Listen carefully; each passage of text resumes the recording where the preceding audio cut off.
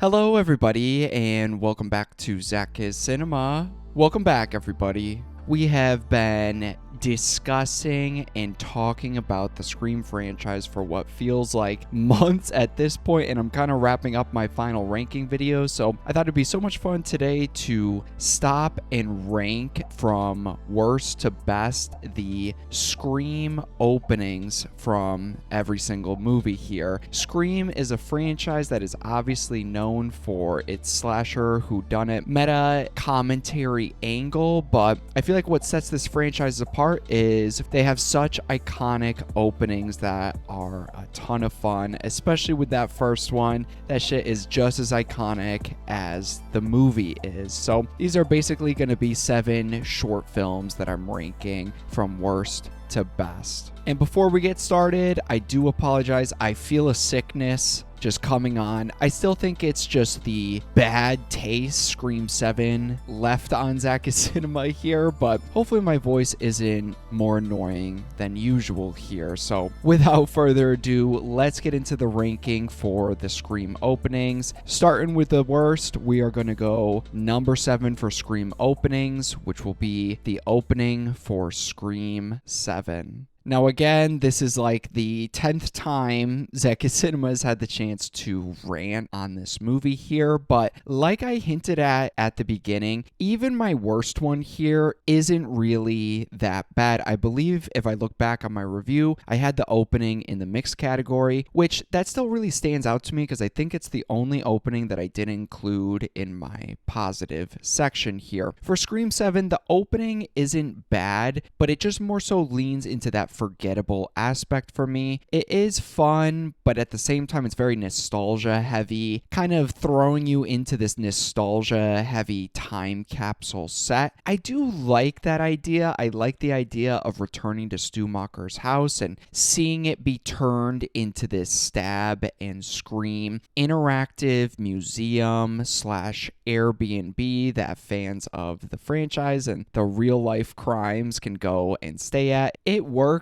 It is fun, but as soon as they started setting that up, I'm like, okay, well, obviously Ghostface is hiding in there because that is so obvious and it'd be very easy for them to do so. So it instantly kind of removed a lot of tension for me within this opening here and just led it to being very forgettable. We follow 2 random underdeveloped characters renting this Airbnb, and like I said, very obvious when and where Ghostface is probably going to show up and kill them. The chase in the scene once Ghostface shows up is a lot of fun. It's intense. There's some gory moments and it's pretty well executed, but narratively it just kind of feels pointless. Like I'm not really sure what this Ghostface goal was with attacking some random couple at this household and burning Stu Macher's home to the ground. The movie never addresses that Stu Macher's house was just burned down or really what the plan was. So to me, it just kind of purely exists for Easter egg references, point at the screen moments rather than story sake, and the whole setup to me just didn't feel that memorable or all that interesting here. So for me, the one that stands out to me the least easily, I gotta go in my last place, the opening for Scream 7. My number 6 spot for Scream openings is going to be the opening for Scream 2.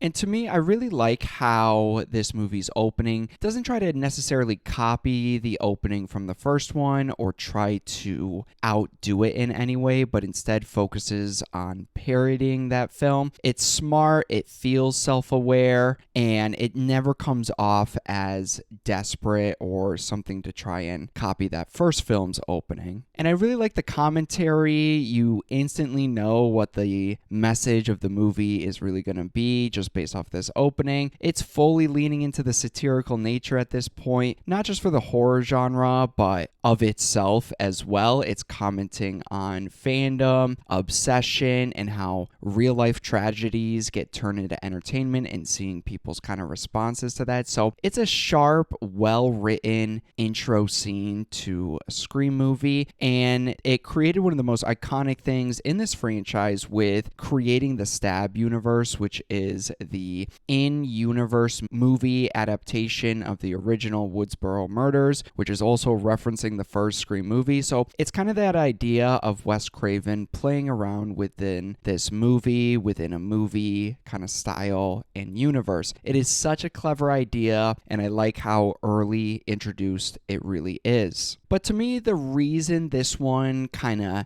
stands back a little bit for me is just this opening to me is really lacking any tension or seriousness to it, and it gets just a little too over the top and goofy for my taste. I get that it's commenting on fandom and people's reaction to that, but I think it's just a little goofy and over the top that not one person sees or tries to intervene with Jada Pinkett Smith's character getting stabbed in the middle of this movie theater, and I totally get that that's the point. It just kind of reminded me a little bit of I believe Scream 6 and that subway scene, how nobody says anything. Like, that just kind of always pulls me out of it. I feel like it's the message over what actually works within a movie here, and maybe call me a hater. I'm just not the biggest fan of Jada Pinkett Smith and her acting capabilities, and I've always found it so cringy and overly dramatic when she is like crawling up on stage, dramatically screaming and reaching to the sky and then like falling back. It always comes off as like some stage play that is overly cheesy, overly dramatic, and I could just never really take it that serious. It doesn't have that same level of intensity majority of these Scream openings do, with that chase, with that almost hide and seek playful nature. I feel like the movie's opening is completely devoid of that. So it did a lot of good things. It did a lot of good things for the Scream franchise. Just as an opening, Scream 2 is coming in at my number 6. But coming in at number 5 for Scream openings, we got the opening for Scream 3. And this one really stands out to me because I think it's one of the most underappreciated Scream openings in the franchise. I feel like at this point it kind of sets the tone for something to be a bit darker and a little bit more of that personal edge and personal tone this movie's opening was really going for. I love the idea of choosing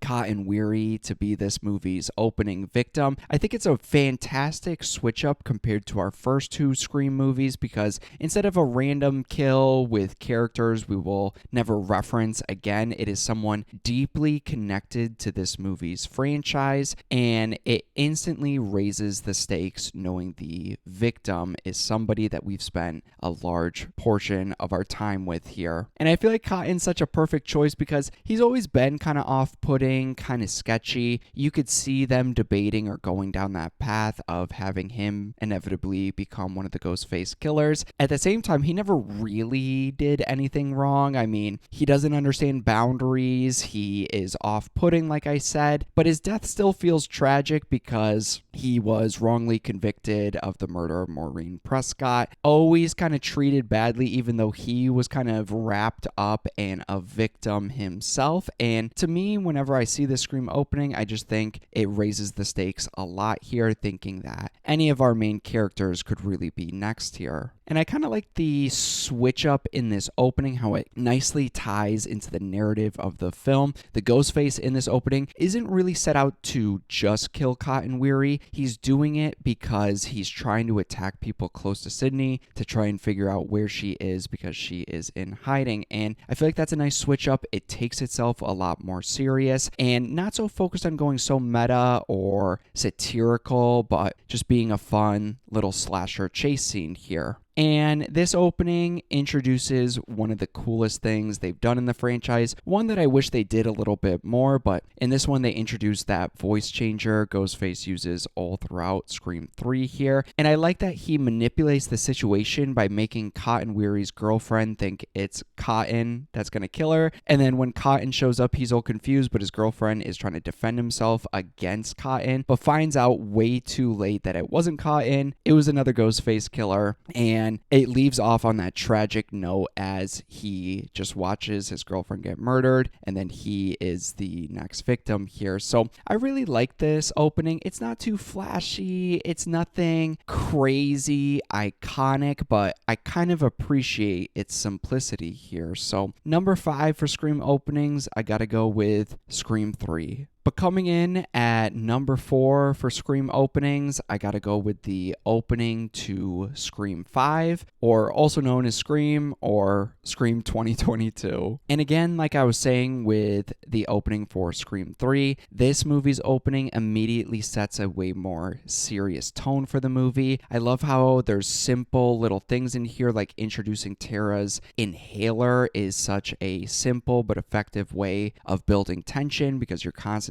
just waiting for that to come up again, and I love the payoff for it way at the end of the movie. It is absolutely perfect, and you're spending the whole time throughout the movie just wondering when that's going to show up again. I feel like the phone call itself feels a little bit more believable, manipulative, a little bit more intimidating. I like that Ghostface here is pretending to be one of Tara's mom's friends from like an AA or support group, and it keeps Tara engaged. It keeps her talking in a way that doesn't feel very goofy or forced. It seems somewhat realistic, and when he pivots into asking about the stab movies, her responses feel very realistic here, like someone who knows horror, loves horror, but doesn't really respect the classic movies that came before all their current favorites here. Definitely something that I sympathize with as well with my age, and just kind of sets you up for what the style and commentary is going to be throughout the rest of the movie here. And even though at this point Jenna Ortega is very much typecast into a certain set of roles, she is fantastic in this movie, and especially this movie's opening. That hallway scene when she's already kind of bleeding out, panicking, trying to activate that security system on her cell phone, and Ghostface at the same time is constantly disabling it. It's incredibly tense, it's incredibly modern and grounded, and it leads to a fantastic scene. And again here, it's a great little switch up with how Tara actually survives this movie's opening. I think one of the only characters to survive a Scream opening here, and actually becomes a victim and a part of our main group of characters here. So it makes the movie feel like it's doing something very different right away, and I think that was important for coming back for this new trilogy of Scream movies to do something similar while also switching it up pretty heavily here. So number 4, I gotta go with Scream 5's opening. But coming in at number 3 for openings, I gotta go with the opening for Scream 6. And now I have my thoughts and opinions on this movie. It is not my favorite in the franchise, but I really started off this movie thinking it was going to be one of my favorite Scream movies within this franchise, because I absolutely adore this movie's opening, and it works really, really well as just this small, little isolated, tense little short film within a Scream universe here. Samara Weaving here obviously elevates it. It is so cool getting to see her in a Scream movie, and it is a somewhat simple setup with Samara Weaving being on this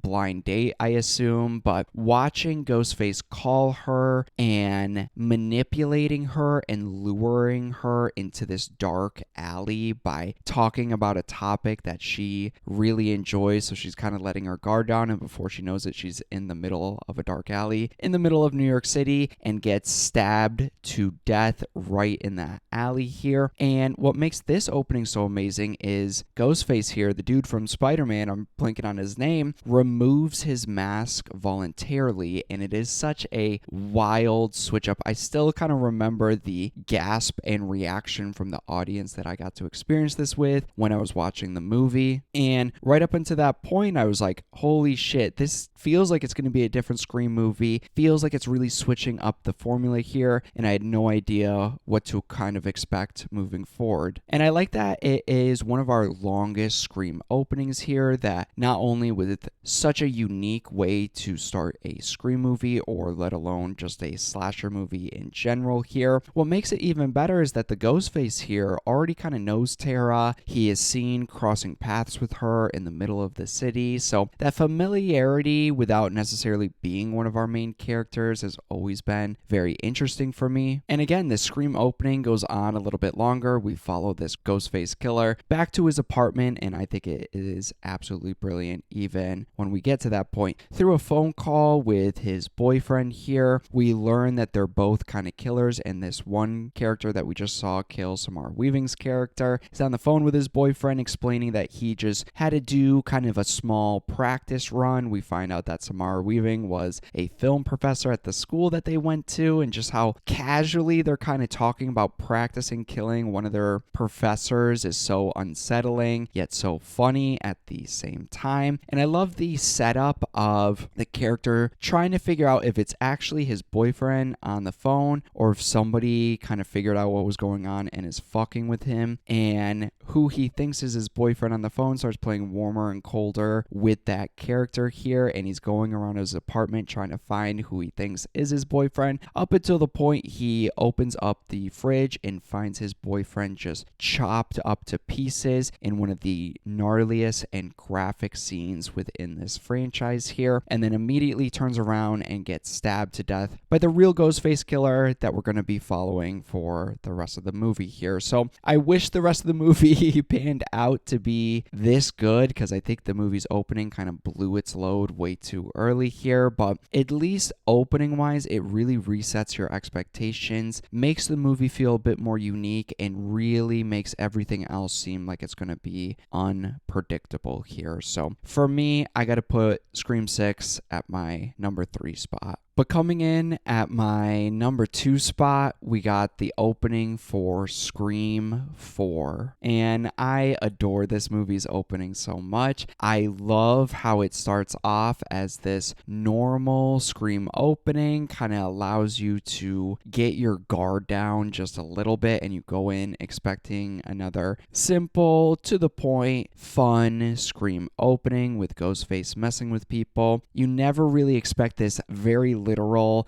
adaptation of a movie within a movie within the movie you're already watching. Like I've stated countless times, it reminds me of the Inception concept, but in a horror short film. So I really like that kind of unique blending here too. And I also really just like the commentary and self-awareness and the messages here with this Scream opening. It kind of came out around that time of the torture porn era of slasher and horror movies, and I love the commentary and references you get quite quickly here, and it immediately kind of sets the tone of what this movie is going for. And I love when the movie's opening first does that jump to reveal that it's just characters watching a movie and we were watching it literally with them. They start commentating and poking fun at how stupid these openings are, and commenting on how old and outdated that self-aware meta angle to filmmaking is, and it's been overdone to death here. So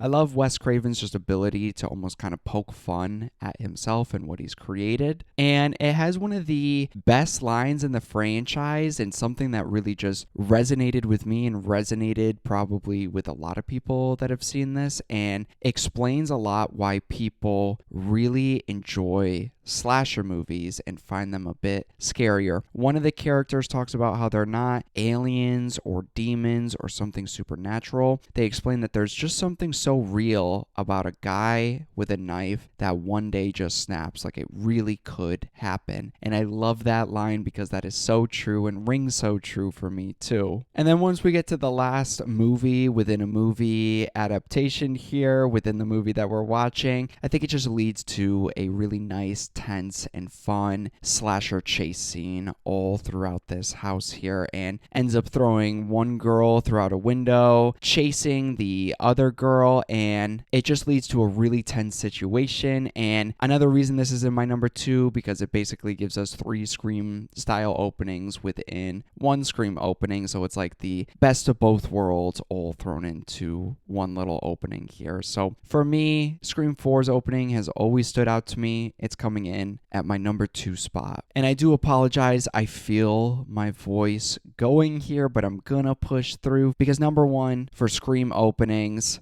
what could it be? I have no idea. Ooh, I wonder. Who's kidding who? It's of course just gonna be Scream, the original movie's opening here. Obviously, I just don't think there's all that much new or different I could really say or add about this movie's opening, but it is one of the greatest openings to any movie ever. Casting such a huge actress at the time with Drew Barrymore, putting her all over the trailers and marketing, putting her front and center just to kill her off within the first 10 minutes. Like I said in my ranking video, I couldn't imagine being there opening day and getting to experience that because that is such a wild, bold, and ballsy thing to do in any kind of movie. And it really throws everybody's expectations out the window because if Drew Barrymore could eat it in 10 minutes, anybody could get killed at any single second here. And again, with Wes Craven here, always poking fun at himself, I love the subtle humor and sense of humor you start getting right away here, like openly acknowledging that the rest of the Nightmare on Elm Street franchise kind of fell off, and the only good one is the first one. Those little style of lines really set the stage for what this movie is going to be about here, and there's just some genuinely creepy and unsettling things here. Ghostface doesn't just instantly start threatening Drew Barrymore with a ton of violence or over-the-top kind of carnage to it. It is really Ghostface kind of invading this girl's privacy and slowly trying to let her get her guard down to then just pull the rug out from underneath her here and chase her around, kill her boyfriend. For example, a line that really works for me, makes my heart sink all the time, is when I believe Ghostface is calling her for like the 3rd time and then asks who he's staring at, but then like corrects himself to say, no, I was just asking who I was talking to. That's why I was asking your name. And it always puts me into a point in place of like, I couldn't imagine being that character, getting a phone call late at night when I'm home alone like that. I could not imagine that. And this movie kind of sets itself up to maybe seem like it's going to be a little bit more graphic than it actually is, but I wish they kind of went that route with this opening movie here. But I do like how graphic this opening scene is, especially with Steve, her boyfriend, just kind of hanging out in the back patio with his guts kind of spilled out. It's very graphic and realistic and gives you exactly what you want from a slasher movie here. And beyond it just being shocking and unexpected, this movie's opening works so well because it's an incredible example of tension and what a chase scene should really be. I love how the camera is always following around Drew Barrymore's character, following her throughout her environment, almost like we're in Ghostface's POV, chasing her around, just kind of seeing his fucked up perspective. So that has always added a lot of tension, a lot of excitement to the scene for me here. So easily for Scream openings, I gotta go with the original Scream 1. That's about it here. You guys have my thoughts on the Scream openings and my personal ranking from worst Scream opening all the way up to the best Scream opening. Please let me know your personal ranking for Scream openings and let me know if you agree with my list, heavily disagree, the reasons why. Let me know what you'd kind of like to see from a Scream opening in the future. Pitch me your little Scream opening and we could talk about it down below here. But that's about it. I appreciate anybody watching my videos, so thank you so much. And yeah, look forward to more ZakIsCinema coming very soon.